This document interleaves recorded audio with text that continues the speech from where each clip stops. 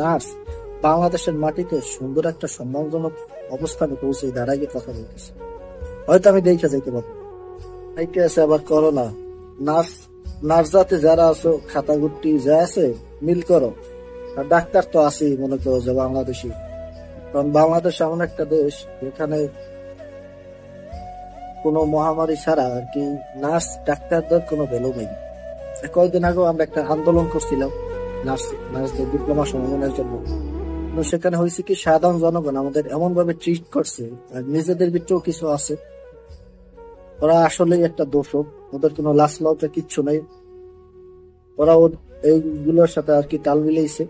আর যারা আর কি রাষ্ট্রের বড় বড় দায়িত্ব আছে তারা কর্মীকে একটা নিয়োগ দিয়ে দিব, আমরাও আর কি স্বার্থপরের মতো আর কি ওই নিয়োগ গুলো হুমকি খেয়ে ঝাঁপড়ে পরে সরকারি একটা চাকরি নিয়ে নেবো। কারণ আমরা আগে চাকরি করতাম 10,000 টাকার, এখন চাকরি পেতে সরকারি গেজেট। বাহ কি সুন্দর!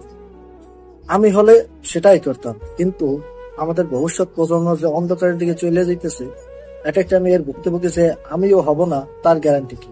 আমার ছেলে মেয়েও যে নার্সিং এ পরে এই দুর্ভোগ সৃষ্টি করবে তার কোনো গ্যারান্টি আছে?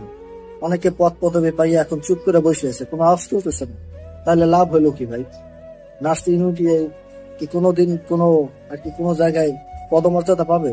আমার মনে হয় না। আমার জীবনে দেখে যাইতে হবে যে নার্স বাংলাদেশের মাটিতে সুন্দর একটা সম্মানজনক অবস্থানে পৌঁছে দাঁড়াই কথা বলতেছে।